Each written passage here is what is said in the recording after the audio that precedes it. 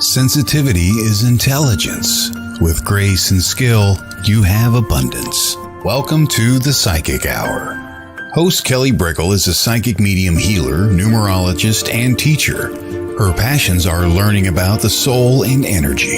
Whether it's through spirit, emotion, or vibrational numbers, there's always a pathway of information waiting to help. Now, here is your host of the Psychic Hour, Kelly Brickel.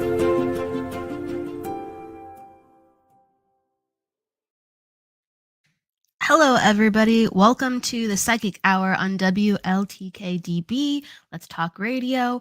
Welcome. So I'm on the road and traveling. That's why I have a different background behind me. Different colors, right? Different colors, different atmosphere. So welcome. We are going to be having our interview series on Wednesday with Rosa Raya. She's a healer. She's an intuitive. She can connect to the other side too.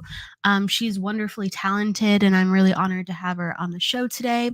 We'll be bringing her on in about 10 minutes. So you can put down your questions. You can put down your comments. It's always great to engage like that. It really is. That's a special part of the show where you can engage with us live. So I always encourage. It is a great day today. Yes, just kind of soaking it all in. I'm on the road, so there's always something new to try, right? Whether it's a restaurant, whether it's walking around, seeing the surroundings, always something new to try. You never know what you're gonna find. The topic of the day, because we always have a topic.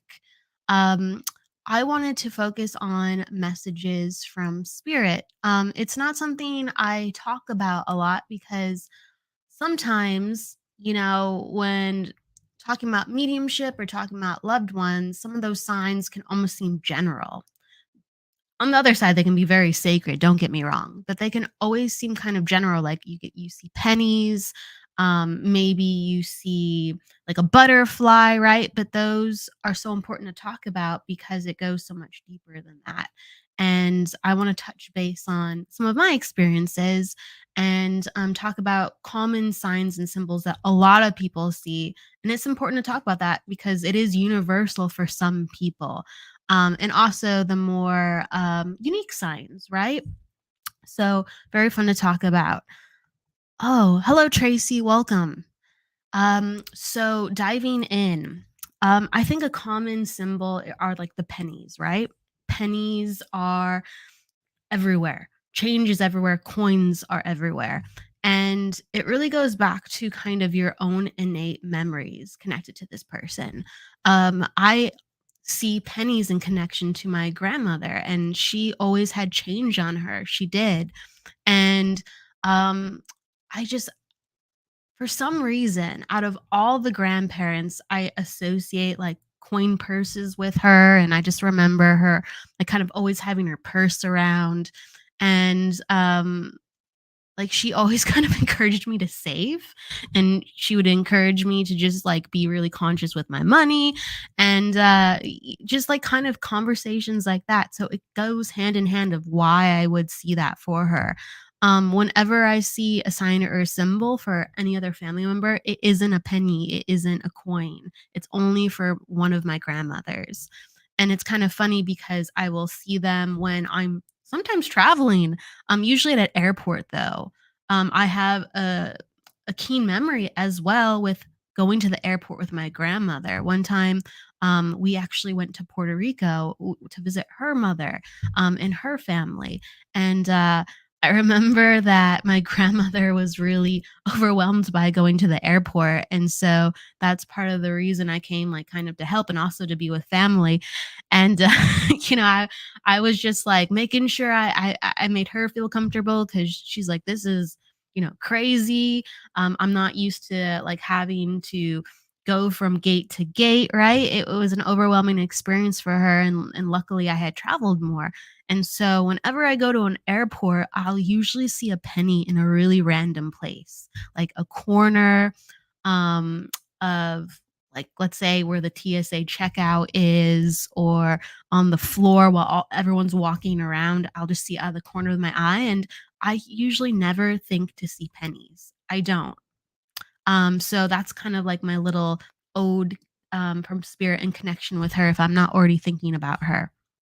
Um, with my other grandmother, it's hummingbirds, and I know a lot of people have connections to birds. Birds are a very common spirit sign, and a very common type of bird that a lot of people connect to are cardinals. Cardinals come in from spirit a lot, and if you've ever gone to a psychic or a medium, sometimes that is one of the birds that they bring up the most. Like if you see a cardinal, no, that's a sign from spirit. So there's the general signs, and sometimes, yeah, it's a matter of like there's something about the energy of a bird that will connect you to your loved one, whether they were nature lovers, whether they were more like kind of an airy or cerebral kind of personality. There has to be kind of a reason why they choose that sign for you. Is it the only one that you're going to pay attention to? The cardinal is bright red. You're not going to miss it, right? In the Midwest, usually they show up. You're not going to miss it per se. And that's kind of why I think cardinals come in a lot. They want to make sure that if there's an energy connected to that sign, that you can't miss them, and that when they show up, it's a reminder to tune into the loved one that is around, because it really, why do we have signs? Why do we have symbols? That's not important. The spirit's important. Our loved ones are important. Grandma, grandpa, a child, a husband, um, you know, a cousin. Those are the important considerations, but sometimes we actually need signs to go, "Oh, I should stop and think," and really not so much think, I should stop and feel and sense and kind of just tune into whether it's a memory or a passing just consideration, because I can invite my loved one in and just kind of feel them for a moment, or I'm reminded like, hey, actually, I think they're right with me. They're visiting right with me right now, because spirit, our loved ones, they come and visit us multiple times a day. Just like with our loved ones who are alive, if there's love, they're thinking about us multiple times a day. Just like think about it. If you're a mother or a father, you're thinking about your children. Oh, I wonder what she's doing today. I wonder what he's doing today. I wonder what the kids are up to, right? It's natural, that connection of love, that connection of family. It's incredibly natural. And then when people pass, we're starting to learn, being energy sensitive, that that doesn't go away. It's still every day. It's still so many times. And the spirit world really has to teach us, and we have to learn about catching the attention of the continuation of life all around us and how we are constantly still connected. Hey, Jackie, it's great to see you. Oh, yes, Tracy. Yes, I was thinking about ravens and crows, and I started talking about the cardinals, and it kind of flew out of my head. And you're right. Oh, ravens and crows, I can't tell the difference. So the difference can be hard to tell, because if you have like a ginormous crow, it gets kind of tricky. But you can tell by the size of their beak. Like a raven's beak looks a lot meatier almost. It's like bigger proportional. The head looks really meaty, like sturdy on a raven, and the claws are bigger. And ravens just have bigger bodies, but I've seen ginormous crows, but they just don't have the facial structure of that of a raven. So that's something that can help distinguish between the two at times. Ravens sometimes travel alone. They can be in packs, but they can travel alone a little bit more than crows sometimes. Again, these are just randoms talking about ravens and crows. The reason we're even talking about it is because, and I'm even talking about it because Tracy, I've had the same exact thoughts. Raven and crows, they are connected to the metaphysical for a lot of people. They're connected to mysticism. They're connected to even shamanism. And I'd love to talk to Rose about that. Rosa Raya, our guest, because she works with so many different types of energy medicine and energetic healing. And she does have knowledge in shamanism that I would love to hear her take on the symbolism of ravens, crows, and other signs. Um, and yes, it's a very common acknowledgement that synchronicity is around when you see a raven or a crow. Or if a raven or a crow follows you kind of around too, it's letting you know that you have a little bit of magic in you. You have, the intuitive nature in you, and it's kind of calling to you. So that is another sign. It's usually acknowledgement from the spirit world where it's like, hey, like you're in sync. Hey, like time to wake up. Hey, we're around. You're supported, right? And so there's just these common kind of symbols attached to kind of coins or to animals sometimes. But there's also more specific. Hello, Jessica. Great to see you again. Um, there's more specific symbols. Like with my grandmother, for instance, my other grandmother, I think about hummingbirds in her a lot. Now, I have a sign for hummingbird too as well. When I see a hummingbird in my mind, I usually think of friendship. I attach it to friendship, but I also attach it to my grandma. So I have more than one meaning for hummingbirds. And I know sometimes hummingbirds are a sign for people, and they're more prevalent in California where I live. But not everyone has the sign of hummingbird for spirit. So again, I have, how can I put this? I have fond memories of seeing hummingbirds with my grandmother being around. She always would have a hummingbird feeder. So that's why. It has to connect with the personality of the spiritual loved one. It has to mean something in your heart. Sometimes it is a more generic sign because that's how they get us to pay attention. And then that sign does evolve. The more you go, wow, this is my sign for my grandparent, right? My loved one, my husband, my father, my child. It starts evolving and changing. It really does. Um, Gosh, I have so many signs I could go into, and it's really cool to talk about. And in a minute, we're gonna bring in Rosa. Just the time just flies. It really does. There's always something to talk about, and I'm always blessed and grateful for that. Um, Gosh, I wanted to tell one quick story, and then we'll go to break. It's kind of funny. I remember, so I was at this demonstration. And it happened to be like Lisa Williams was demonstrating, and there was like other student mediums around, and she was on platform, and she was talking about like connecting to the symbols, right? She's like, I always can connect to um sometimes how a loved one shows that they're around, and your loved one showing me that they give you money to let you know that they're around. And the audience member was like, yes, I can take that. And then she starts kind of laughing because she's like, whoa. And this is not small money like a penny. So like my grandma gives me a penny, but Lisa was talking about on platform like your loved one helps you find like these bills on the ground. They're like $20 bills, $50 bills. And the audience member's like, yeah, it's the strangest thing. Like we've been finding like $50 bills just randomly in the streets. And she's laughing, Lisa's laughing. She's like, I wish that would happen to me. I think everyone wishes it would happen to, because that's unique. That is not a typical quarter, penny, nickel story. Silver dollar, even $50.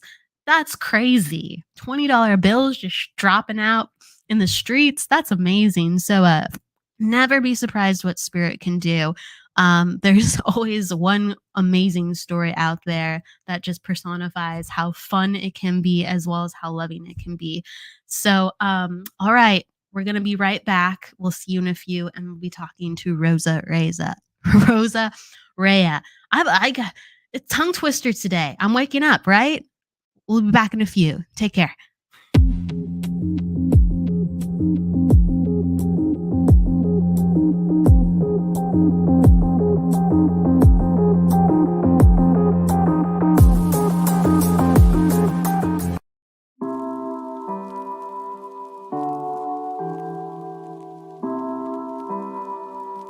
Brandon Wainwright author of Tyson's Gift, How an 8-pound canine became a man's greatest spiritual guide, and owner of Tyson's Gift Healing Arts, offers Reiki as well as color and sound modalities to anyone seeking physical, mental, emotional, and spiritual healing. While color and sound healing, a technique that brings balance and health to one's chakras and body, must be provided in person. Reiki, a Japanese form of energy healing, can be given in person or equally effectively from a distance. For more information or to make an appointment for a session, please visit TysonsGiftHealing.com. That's TysonsGiftHealing.com.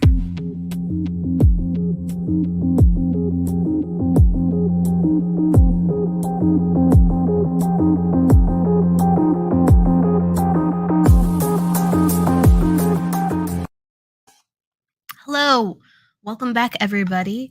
I want to introduce our wonderful guest today, Rosa Raya. Rosa Raya is a sound channeler, healer, speaker, teacher, and spiritual guide. She has helped many people over the past 20 years on their path to healing and self-discovery. With the help of spirit and guides, Rosa practices ancient traditional healing and ceremonial ways of our ancestors. With a warm welcome, I want to say hello to Rosa. Hello. Oh, you're on mute. Yeah. There Hi. we go. Yes. Hey. Hi. How are you? So good to be here. It's awesome to see you. Oh, Welcome. thank you. Thank you. I hope you can hear me okay. I was having a little bit of technical issues, but I think we're good, right? Yes, I can hear you perfectly. Perfect. And it's all good. It's all good. It's perfect. So, oh my gosh, I had the pleasure of meeting you. Speaking of Lisa Williams, I met you at Lisa Williams School, trying to do the math, like 8 years ago, something like that. 8 Yes, years it's ago. been a while. Yeah, And how time goes by so quickly. And I was just listening to you share some of the stories, and boy, that brought back a lot of good memories as well. And it's just been such an amazing journey. it has been. Like, I met you about 8 years ago, and then I haven't seen you in a couple years, so it's so cool to say hi again. It really is. Yes. Please let me know what you've been up to. I know you've been teaching a lot of classes. I know you've been holding ceremonies. You do so many different types of healing work and facilitating space for people, and not only working with their bodies but working with their soul. Like, you really are a leader of helping people learn about their self. Yes, thank you. So, gosh, where do I begin? I've been so busy in a beautiful way. It's like everything kind of just snowballed into a colorful, amazing spiritual path for me, where I do incorporate a little bit of everything. So it's a traditional, but also more modernized. And Spirit has shown me how to combine both, because we're in a different world now, right? So our ancestors were living in different times. So my thing has been where I've had to learn over these years to really understand the ways of our ancestors, but then how do I bring it forward to now in the modern times, so that they stay alive, but they're also that they're useful and they can be understood, but also still honored, still respected, and still carried forward. Because it's important that we don't lose our traditions, but also then be mindful of where we're at in these days. So I went delved deeply into learning the mind, body, soul, spirit, and how the importance of how to really look into every aspect. And so where I'm at right now is I've been really connecting and just having a passion for teaching and sharing, more than anything, sharing my journey and how important it is to have that balance.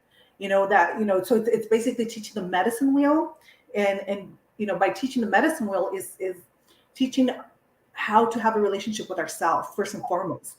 And once we recognize and know where in the medicine wheel we're maybe not so balanced, then we can delve into those areas and understand who we are, where we're at, what our needs are in general. So this can really branch out into not just healing, but in our daily lives, in our practice, in our workspace.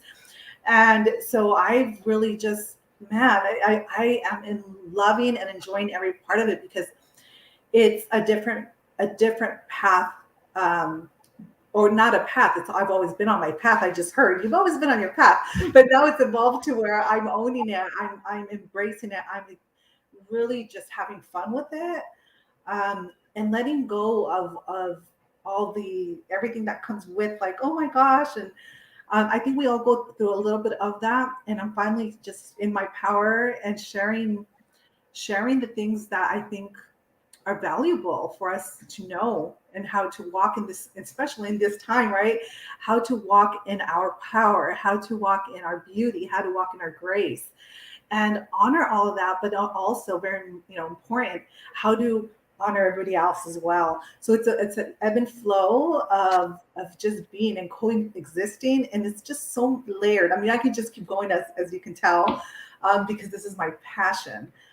So yeah, I'm doing so much, and I like to say, the way I say it is, I'm master of all, right? Because there's people that would have this stigma where you say, "Oh my God, you're delving into so many areas. You're not going to really learn anything." And I'm like, "No, that's a limited belief." So I'm breaking that, Yeah. that, because it's not true for me. And I'm like, "No, I can learn everything and then still be, balanced in it all." Everything kind of builds off of each other, and it just makes you more well-rounded, and then it just leads you where you need to go, like the universe is giving you all this feedback of, I have to learn this now and learn this now to even be an even better, intuitive, and even better medium, and even better healer. And so that's part of, I think, the modernization of what you were talking about. You were talking Mhm. about that you're so deeply rooted, and you have so much sacred reverence for your work, but you're like, I'm modernizing things. I bear with me, tongue twisters, modernizing things as I go forward, and it's like that's the exciting journey. Can you take us to how you've been modernizing the medicine wheel, and talk about what the medicine wheel is? Because I only know a little bit about it. I would love to know more about it, really. Sure, yeah. So the medicine wheel is what our ancestors used, to know when there is something out of balance within ourselves. So it is the mind, body, spirit, which, uh, pretty much in a nutshell, it's like you look at the medicine wheel and you check in with your spirit. How is your spirit? Is how's your relationship with creator, with, with source? How's your practice? How's, are you in, whatever that looks like for you? Are you in prayer? Are you meditating? Are you, putting that into practice? And if not, maybe there's an imbalance there that's potentially affecting your mood, or how you're walking in your path, because that's not that strong. Or maybe you have illness, so that's more of the physical part of the medicine wheel. And so we look at the physical, is there an illness? Are you having difficulties? Are you experiencing aches and pains? And if you are, well, is, what might be going on there that's not in balance? Is it that you might need to do a detox? Is it you might need to change the way you're eating? You might need a little bit more rest. So as we learn how to have a relationship with the wet medicine wheel and how that can pertain to us, it's a really good guide, in how to restore balance within our life. And as far as how modernize it, I don't want to necessarily say modernize it. I think what it is more of, I'm learning how to bring both, so that there's more tools available to us, so that it's basically more in our medicine bag to work with, as opposed to it has to only look this way or only has to look that way. There's room for more. There's room for all of it. The more there is available to us, then we can explore deeper into, how we can grow, how what the spiritual path looks like, how we can straighten our gifts, because perhaps something over here is not working, but then something that our ancestors used to do, like implement, for example, more of the herbs into our healing, that might be something that our body needs.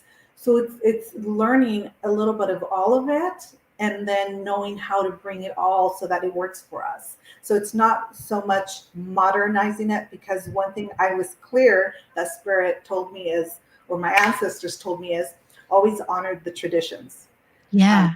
The traditions, but it's okay to bring them forward. In fact, we want you to continue bringing them forward and continue speaking about them and teaching them so that they never are forgotten. Gotcha. So it's just bringing the information forward in a way where it's more understood and more in the current. So it's not making everything more current. It's just about presenting it to a more current understanding so they can accept their traditions. Got it. Okay, I understand. I appreciate that.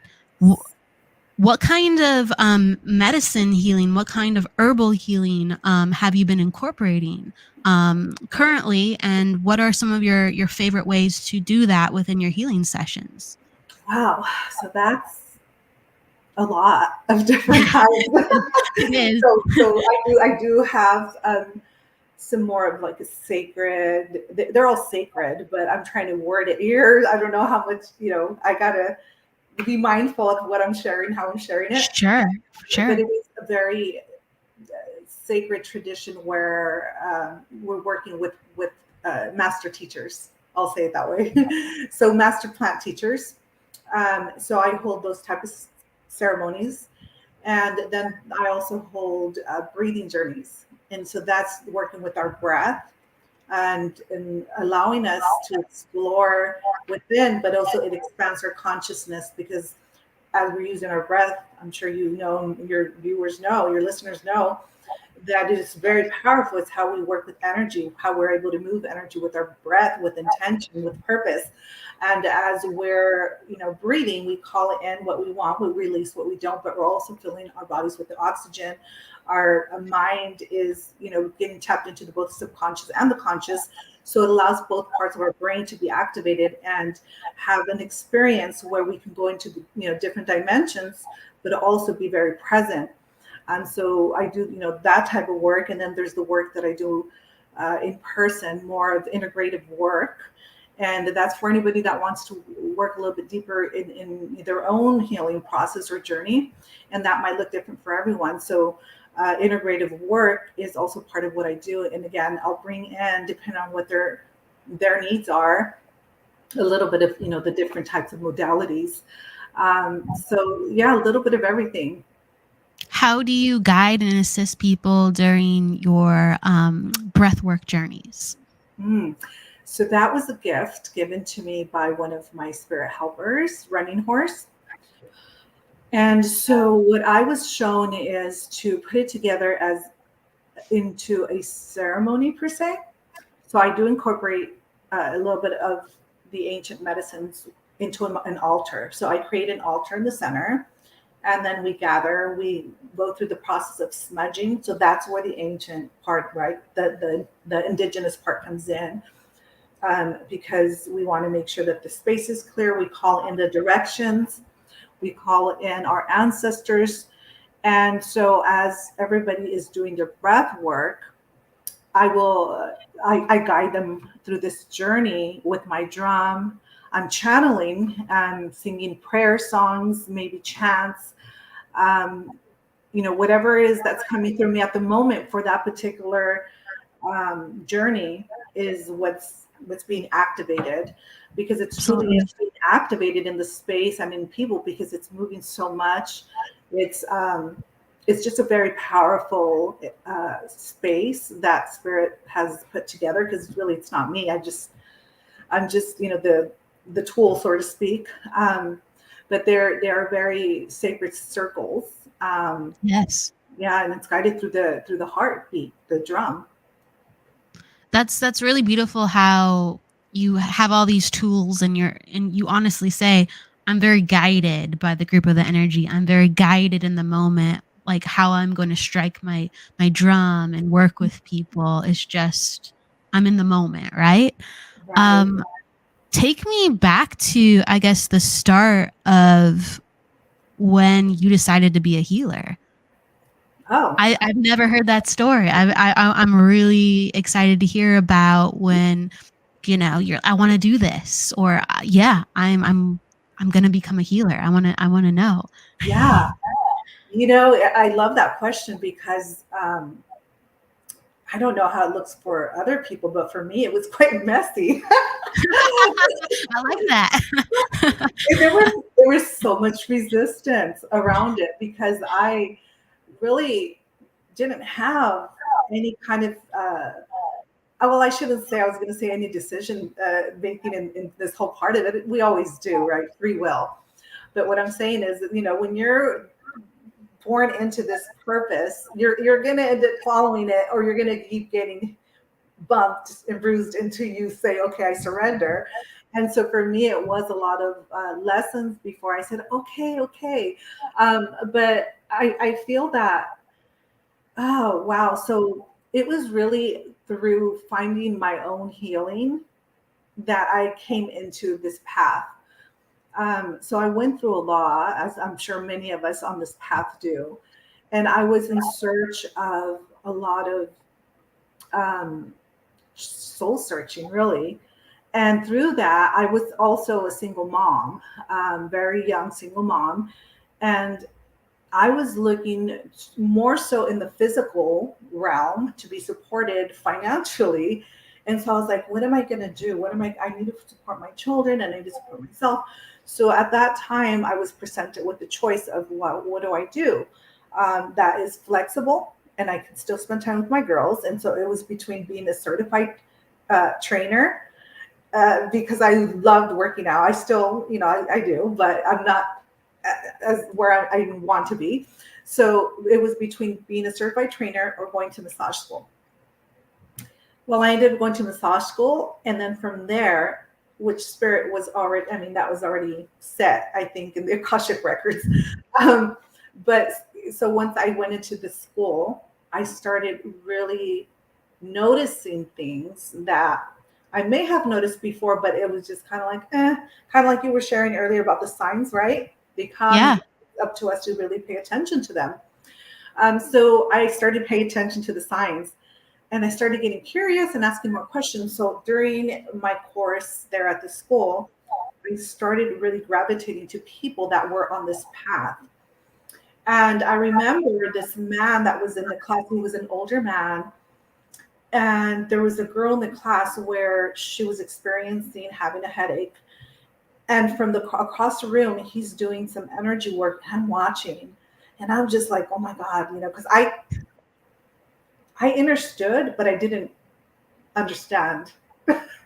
Yeah. I recognized it somehow, right?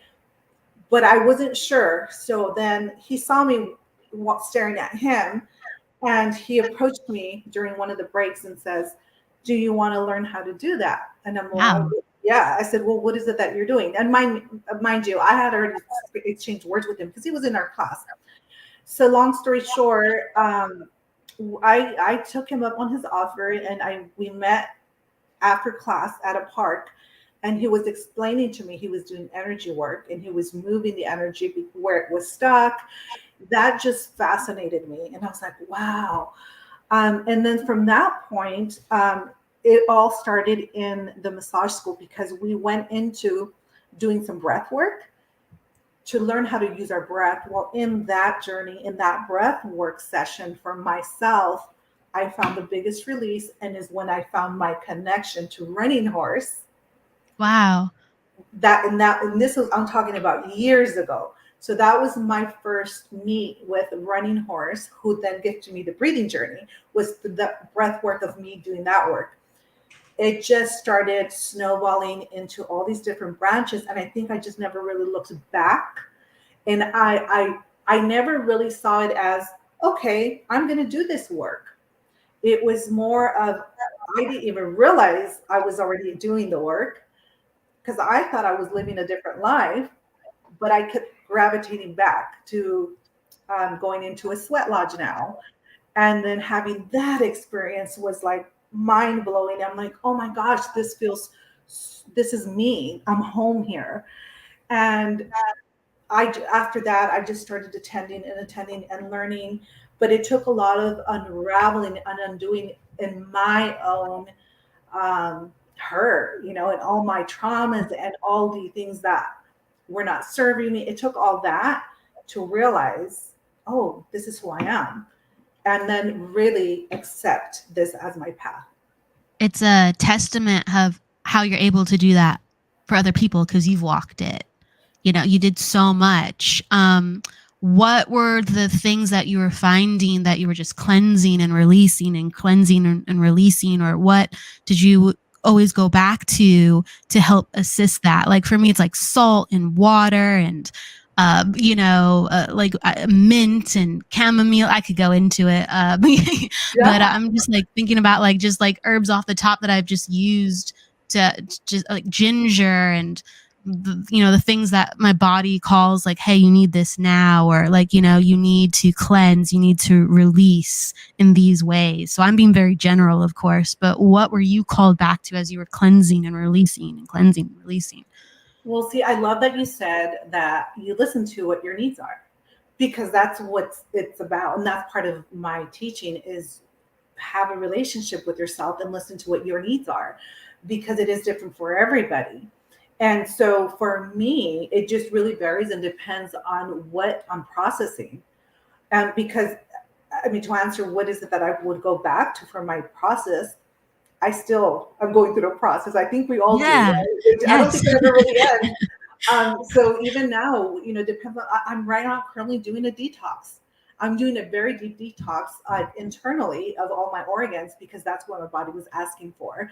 But then when it's an energetic cleanse, I love going to the cedar, the copal, the sage. Those are very ancestral healing tools for me. Those are medicines that just really bring my soul back into center to my heart, right? So I think it is really just relevant to what it is that we're processing, really. Yeah. Absolutely, absolutely. Can you talk about like your connection to like sage and copal? You're talking about that.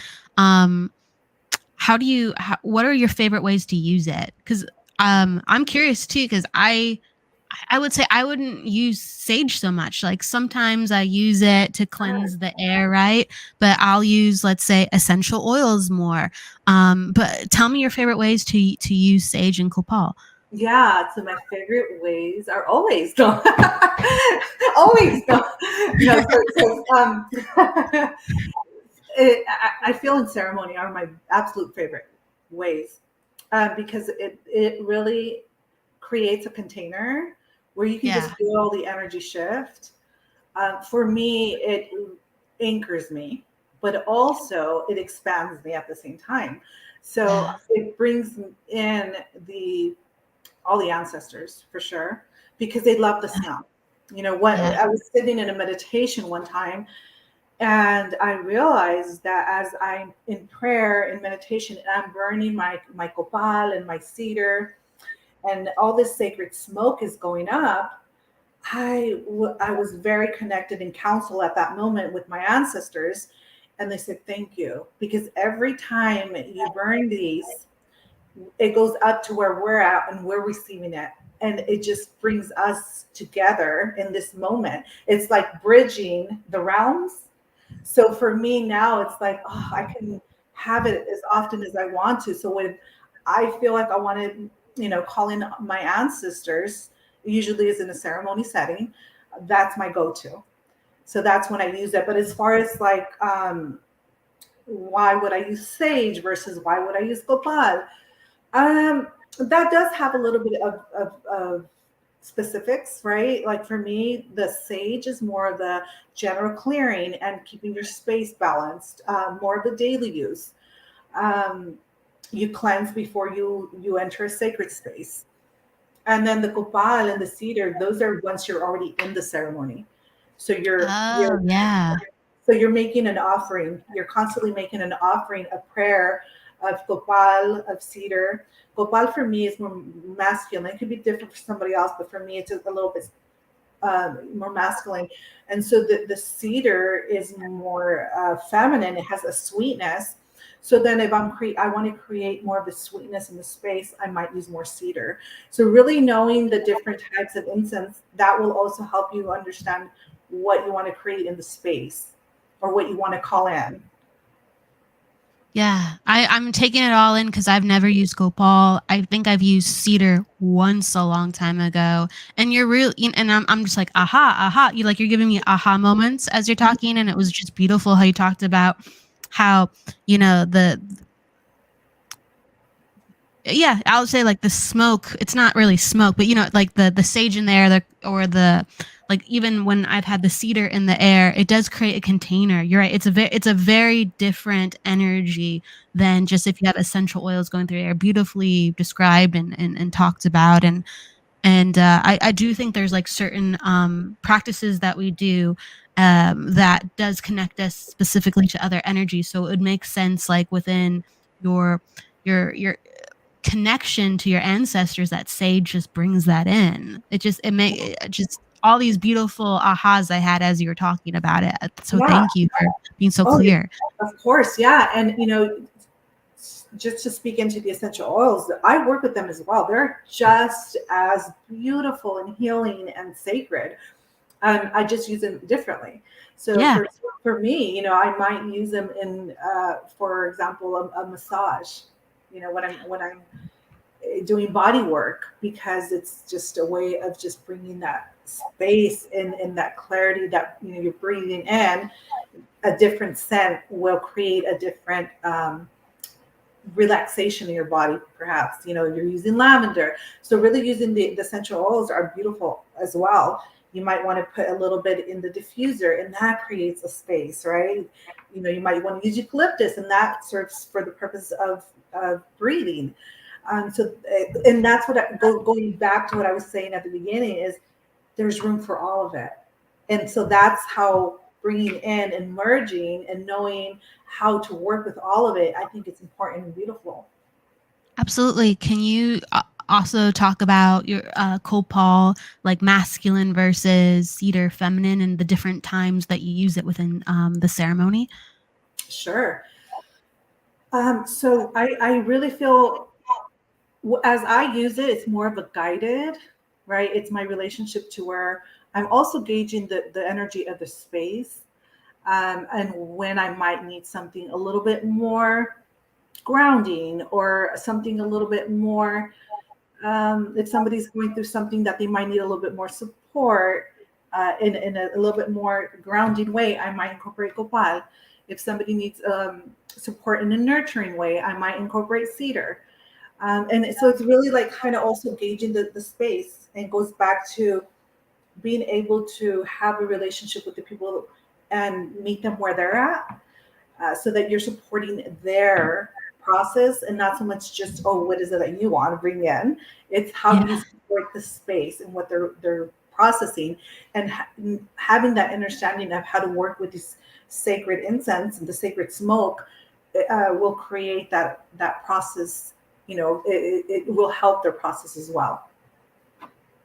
It's so interesting to hear all the different ways to support the process because they're infinite. Oh yeah. They're infinite. I wanted to ask you too. You mentioned a really important story earlier about when you were in massage school and you had that awakening where you had spirit come to you and they started becoming a guide with you. Yeah. Can you share your first experience? Oh yeah. So I was in this breath work class, and in order for us to learn it, we need to experience it. That's, I think for me, it's hands on, and that's how I learn. And I'm glad that they do it that way, because that was so profound for me. That moment right there, I realized how powerful our breath is, because it took me into a beautiful journey, into where I had no idea that I was able to have a connection or a vision and feel my guides that way. It was all new to me. And so at that moment, I saw myself become the eagle, and I was soaring, just like viewing everything. And I recall I was in that moment saying, oh my gosh, I'm an eagle. Oh my gosh, I'm experiencing all this, and this is real. And how could this be? But at the same time, I was accepting it, I was embracing it. And then all of a sudden, I land um, at this like beautiful hillside. It was like almost like a desert type, but it was like way back. I mean, it took me back into a different time. And then that's where Running Horse was waiting there. With he had his horse with him, and this beautiful, huge a headdress. Traditionally, women don't wear headdress, um, but it was a symbol of I'm gifting you this because you are stepping into a responsibility, and do you want to accept it? And I was like, whoa. And at that moment, I realized, okay, my path is about to change. And I was really nervous about accepting it, but I was so overwhelmed and I felt so honored in that moment. And I said, yeah, I accepted it. And when I came out of my journey, I really felt like I shifted at that moment. Something changed. And that was part of that experience. Yeah. And did you start working with Running Horse right away, or did he evolve kind of into your healings more and more? He evolved because I still didn't recognize how to call him in. I was brand new. I just knew he showed up. And so I was like, how can I do this? And now I know he's always here. I mean, he's here now and they're always available to us, right? We can just call Running Horse and they're here because it takes for us to call on them and they're available to us.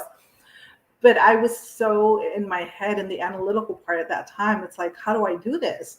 It seems so impossible. I want him back.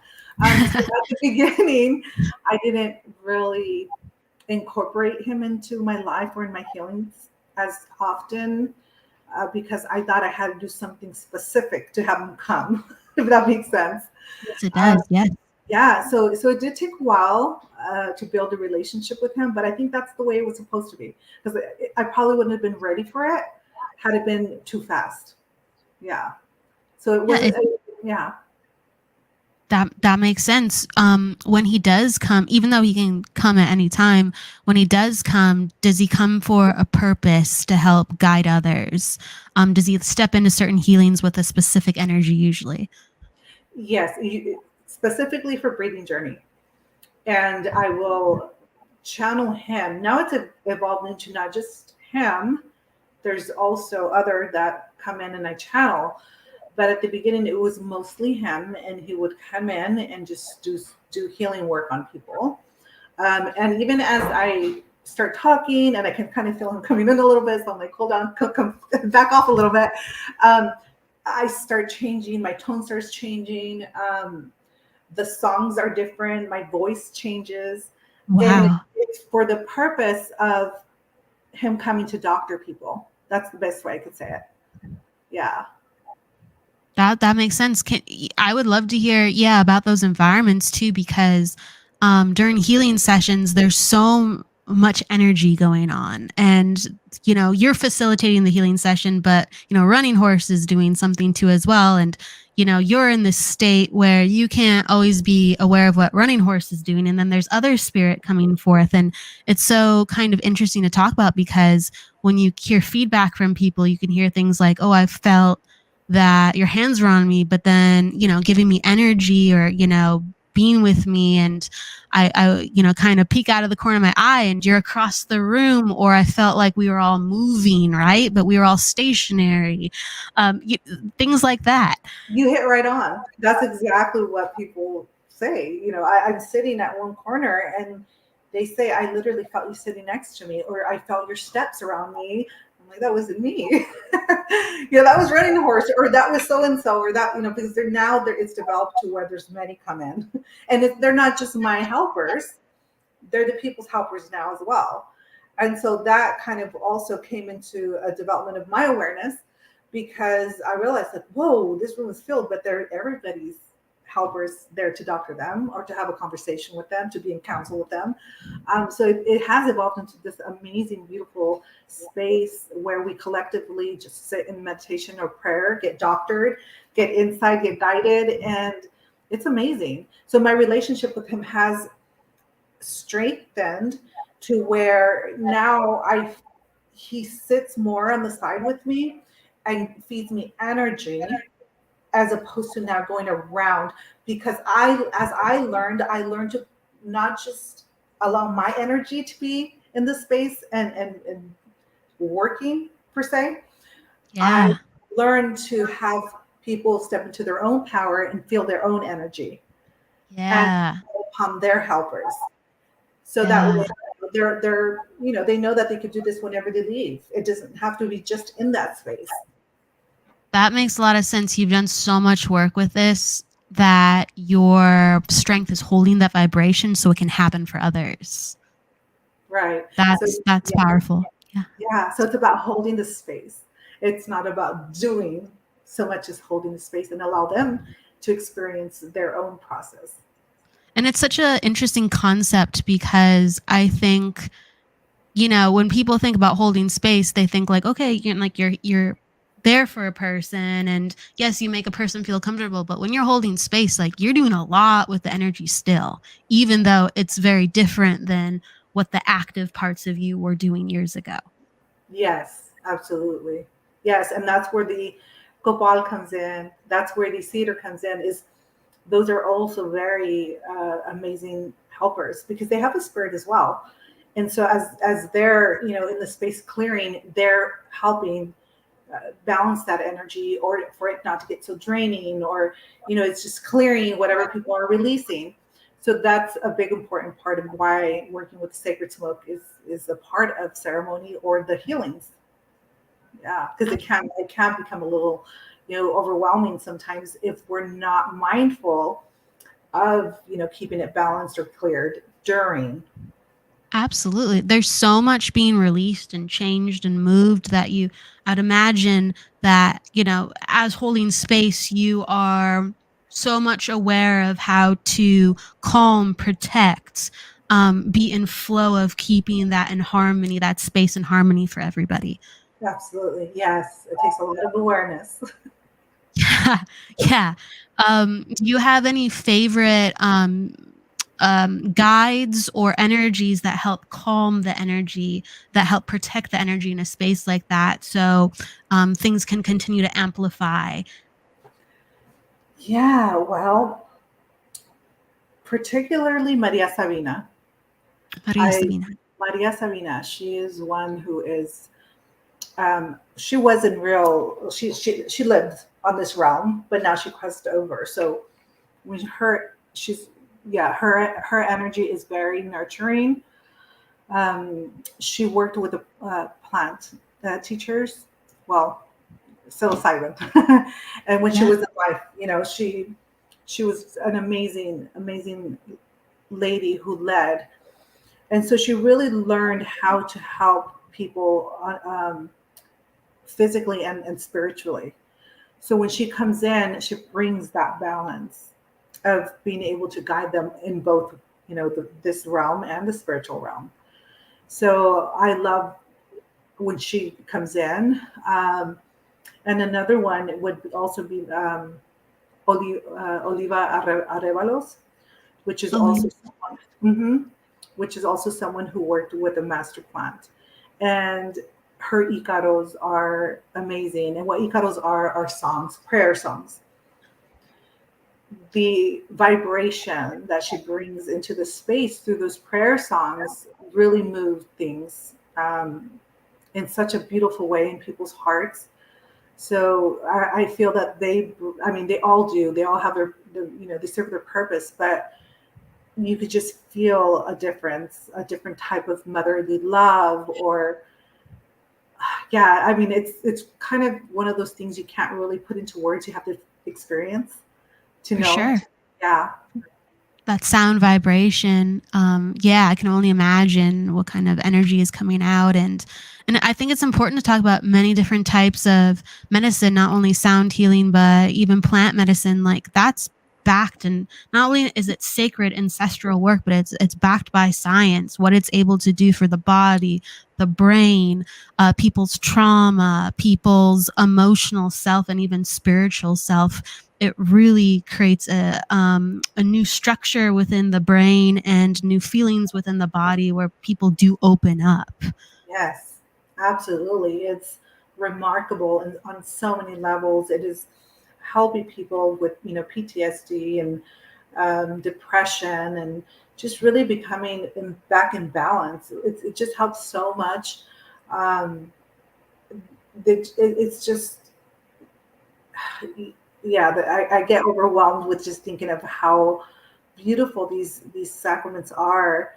Um, and I just wish that there was more, I guess, ability to have conversations without being stigmatized, one, Yeah. and or having the, oh my gosh, well, can we talk about this?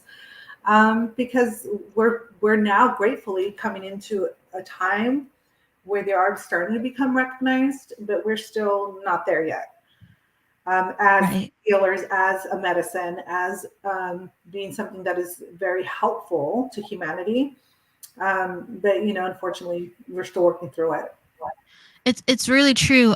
There's plant medicine or psilocybin we were talking about for a second. It is technical. There's research behind it, but there's a lot of people who are still learning about what it is. And then when we talk about even the spiritual things, and that is really out there too.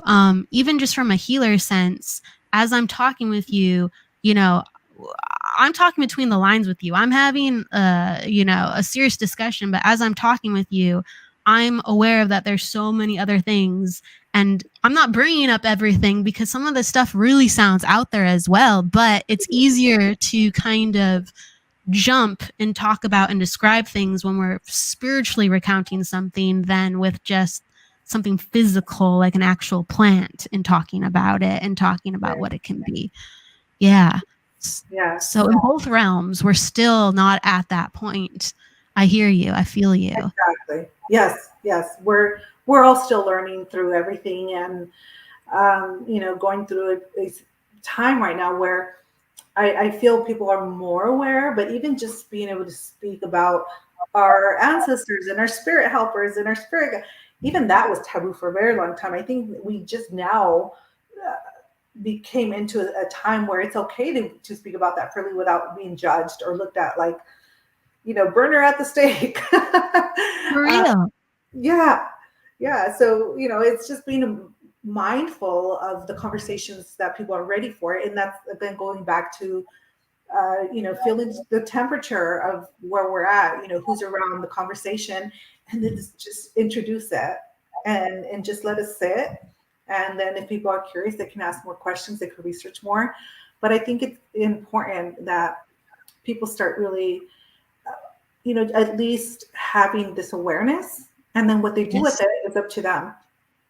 For sure. I mean, when I got into energy work, I definitely believed that there was ancestors, but then when I was actually deep into the energy healing and work of doing it, I was like, oh, not only is the concept there, like it's legitimately experience. It's legitimately you are communing, you are feeling ancestors. It's not just an idea. It's not just a traditional idea and respect and reverence. It's actually like a person standing in front of you. It's a thing. It's real.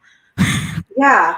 And You I mean, know? trust me, I can see how that can be like, what, when you're talking to someone that has really just barely touched the surface, it can seem way out there, because I was one of those people. As I started unraveling and learning about this path and my gifts, I too was like, whoa, this is real. Like, I mean, it's real because I'm feeling it, I can see it, I can, all my senses are in it. How could this not be real? I mean, I exist. Why wouldn't something else exist? And then I started going into those thoughts. How little of me to think that I was the only thing that was important to exist. Yeah, that's profound. Yeah, For real. Like how limited of us to think that our perception of it's not real is so valid. It's just one little perception of the vastness of potential and possibility. yes, I yeah, agree with you. I yeah, I agree with you. yeah, yeah. When I had that realization, I was like, wow, yeah. Why would I think that I'm the only, no, there's so much out there that we don't know. And that's the beauty of it, that we get to explore. If we choose to, we get to learn. And that's a big part of why we're in, having this experience, is to evolve, to learn, to just have fun. It never gets old. There's always curiosity that fuels all of this, and that's why it's so great. I want to jump to please let me know if there's anything on your mind or your heart too before we do so, but I want to jump to some questions that people are asking as well. Sure. Yeah. So yeah, away we go then. Let's see, I'm going to pull up, someone asked a question. They were talking about their wife and them. They were walking to their car in their home, and no one was around, but they heard their name called. No one was physically around. And what do they need to do to learn more about what happened? So I guess it's a spiritual question. They heard their name being called, and it was both of them, not just one of them. And they're learning more of like how they can tune into the situation, what it represented, and how they can grow their gifts. Yeah. Well, I mean, there's how do I answer it all in one, right? I know. It was a compounded question. Sorry, it's a big one to start. It's okay. It's good. I like this. Well, I mean, I will always encourage them. What does it mean to them? Like, what did it feel like? Did it feel familiar? Did it sound like? Did they recognize that voice? Meaning in spirit, was it somebody that was here and then recently crossed? So that's kind of how I start, kind of exploring, were you thinking of somebody at that moment or talking about somebody? These are just kind of ways to start unpacking or opening up that conversation, even with the spirit, asking them directly, who are you? Because a lot of times we forget that we have access to asking them, just like you and I are speaking, Kelly. And I ask you a question, and we can do that with our loved ones in spirit. And then, as you said, wait for the next sign. But it's up to us to initiate and dialogue with them, so that they can continue giving us those signs, because they give it to us all the time. But I would say, ask for more specific signs, and you'll be surprised. Boy, they give it to you. Just be ready for it. Because I think that's where a lot of times people, they're not ready for it, and either they'll dismiss it as like, no, that was a coincidence, or they'll get freaked out and they're like, okay, I don't want to know. It goes either way. But I feel that, if it is somebody, because I do feel like that is somebody, a loved one who was speaking to you, I would encourage you to dialogue and to ask more questions, because I feel that they're reaching out, and they're reaching out also in dreams. So just pay attention to the dreams, ask for them to come in a softer way. If you're a person that doesn't want it in your face, and just ask for it to be in a way where you're going to be okay and open and accepting and receptive about it, because you'll see how much more of it will start coming in for you. But more than anything, I think it's up to us to initiate those conversations and to build the relationships with them, so that they can continue coming in for us, because our senses are always working. We already are intuitive, but it's up to us to put it into action. Absolutely. And it depends on kind of like Rosa was talking about it. There's a dialogue that is happening. Were you thinking about someone before that? Were you asking the spirit, I'd like to hear you more, I'd like to see you more? And all they did was listen, right? And sometimes we make it so mysterious, but maybe there are things, whether it's with a loved one, feelings, asking for guidance that led up to that moment. And it's just a conversation. So I loved how Rosa, encouraged those points. It's from Bushido. Yes. I don't think anything was going on. No one had died at the time or things like that. Oh yeah, it doesn't have to be someone who just passed away. It could just be thinking and feeling about someone we're connected to. They could have been gone for 20 years, but we're connected to them. They're encouraging us. How do you feel on that, Rosa? Oh, absolutely. It could have been something maybe they're going through, like a big shift or a change, and they might have been asking for support or guidance through it.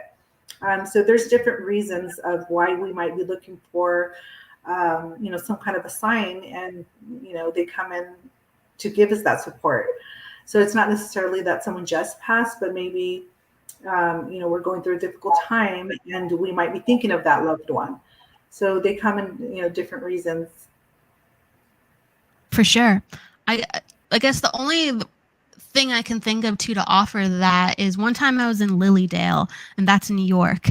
And I was doing, a lot of spiritual development. So I was very open and aware at that time. And I remember there was no reason why it would happen, like that I could actually think about. I just heard someone very clearly say my name and then say a full sentence. And I was just like, I was so aware that I was able to pick up what someone was thinking, or a spirit kind of encouraging something around me. I didn't tune into what it was about. It just happened so clearly that I was able to hear the sound of it. And so sometimes we're very open and we're just able to pick up on things, and it's nothing scary. We're just kind of hit with it. We're like, what's that? What's that? Yeah. So, but it's probably a loved one helping you. You know what I mean? That's usually what it is. All right. So someone's asking about guides, seeing guides, and learning about how many we have. Oh, wow. So learning about them, you can, as far as your own individual and how to meet your guides, you can sit in a meditation. And again, it goes back to asking, dialoguing, and it's so much more simpler than we make it. It's kind of what I was sharing, earlier, that I thought I had to do A, B, C, D, E before I called running horse in, but really they're already there with you. They're already, and so how you can become aware of them is make time, maybe at the beginning, until you start learning maybe how they feel, how their energy feels, and just take a couple of minutes to really hone in and set that intention, call them in, and start noticing, what do you feel at that moment? Or are you seeing different colors? Or are you smelling something? Use your senses, because they speak to us, through our senses. And you'll start noticing that every time you sit and you call in a spirit helper, you're going to start noticing a shift in the energy space or within your body. And that's how you start recognizing who it is. Now, if you want specifics, then ask for specifics. It goes back to asking the questions, make specific, questions, and say, please come in a dream and show me who you are, or give me a name, or show me, as I'm driving, show me on the next vehicle. And you'll be surprised. The license plates usually are very good at telling us, giving us information. So it's really about making that time and effort to have, to just have them come in. It has to be experienced, and just be very patient and allowing. I think a lot of times we look for these big signs, and it's just sometimes those big signs are so spontaneous, then we keep expecting them to be spontaneous, right? Like, it happened once, or I had this experience once. Why isn't it like that? And we just have to slow down and let it happen and listen. We have to listen. It does take time.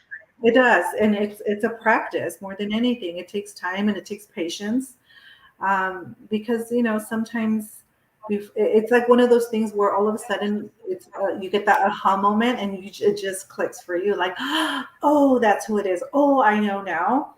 And just having that awareness, not dismissing the little things, because we always do want the big, wow factor, but the smaller ones are the ones that are really profound, because they're constantly happening.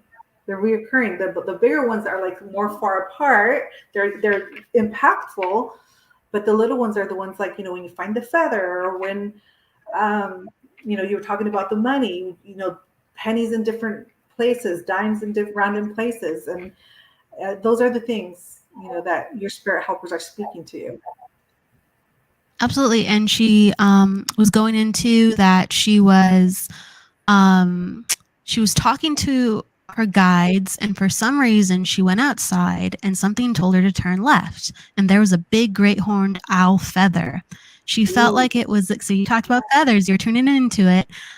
She felt like it was a gift from her guides or love from the angels, and she cried with joy, and she wants to know, what did that sign mean? She just said it. Right? Right. She just said exactly what it was. And that's So, perfect example of, we want it to be more. And that was a lot right there. Right? That was a lot. It's true.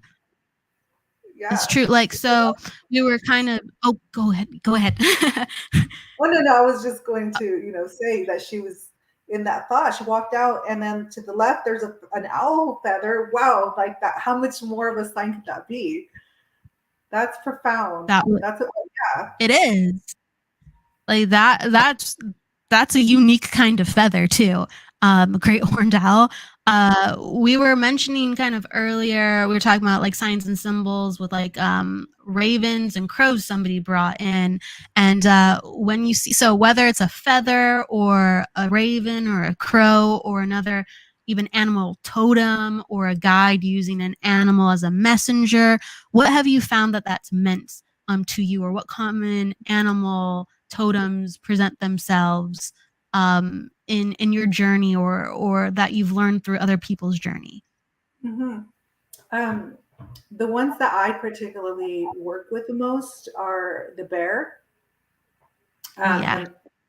Bear is like the first foremost. I have a really profound relationship with bear medicine. But I also hawk and the owl. So a lot of the feathered ones come in.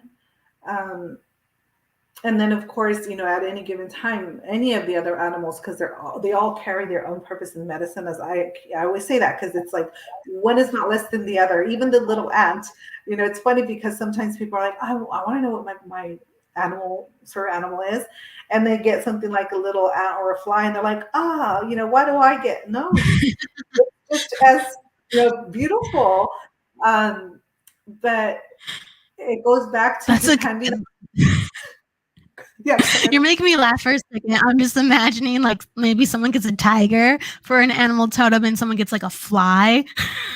Like the vast difference. Just there's a chuckle, but yeah, sorry. I didn't mean to interrupt you.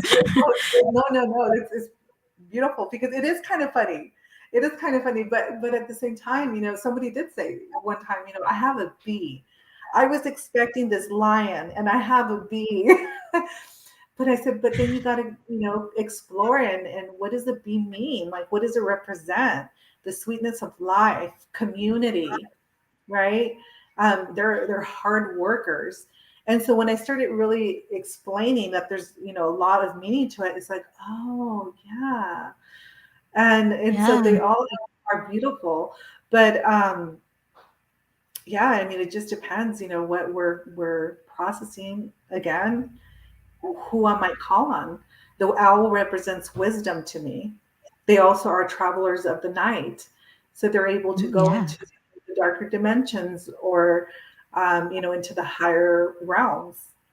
So, learning how to have a relationship with them, because it goes back to our ancestors.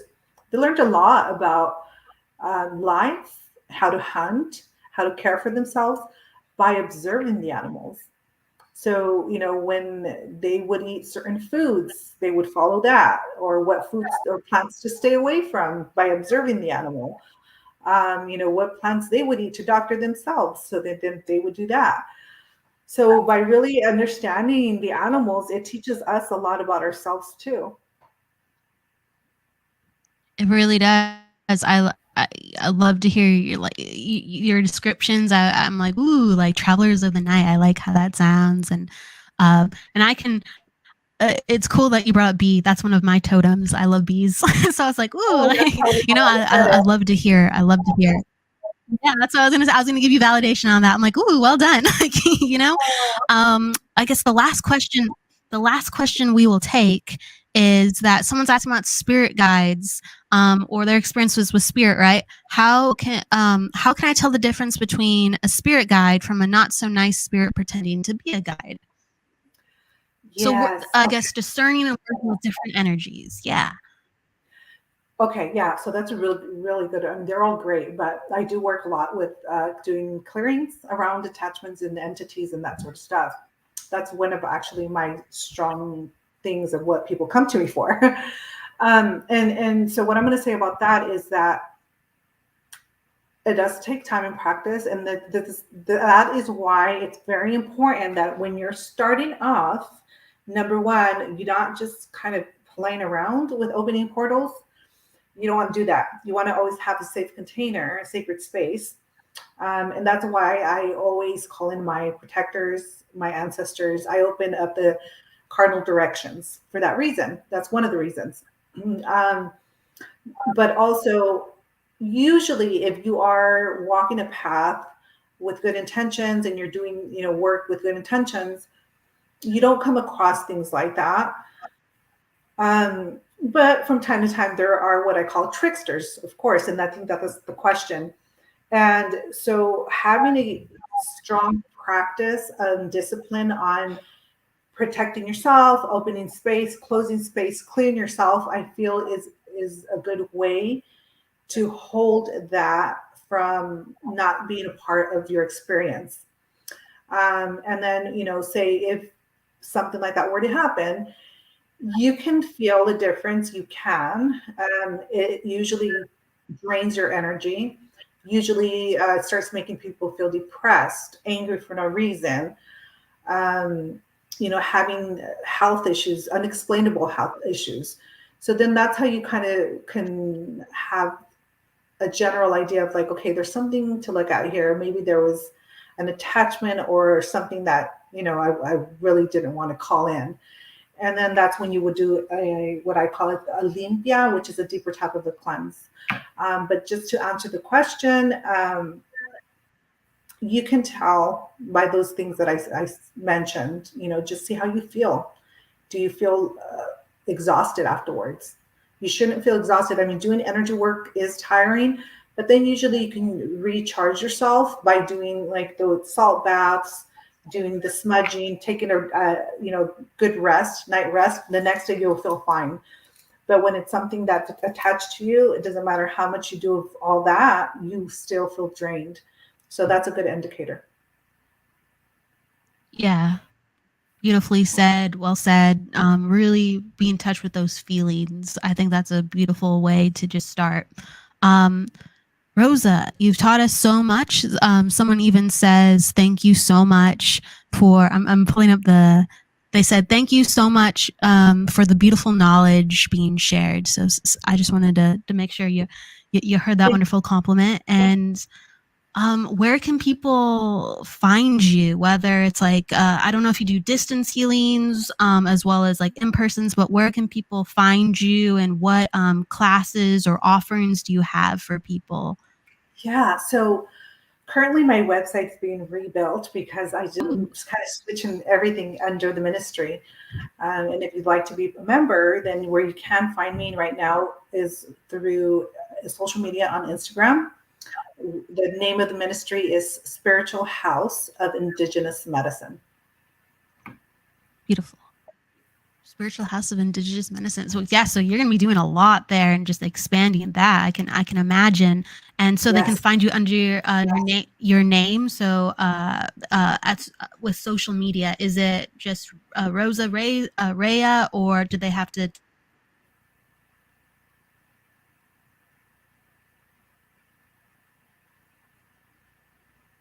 Are you there? I lost you.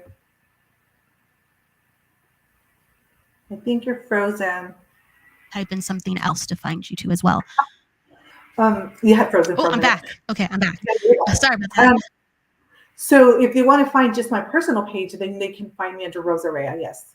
But if it's for any of the classes, workshops, sessions, that sort of stuff, it's going to be under the ministry.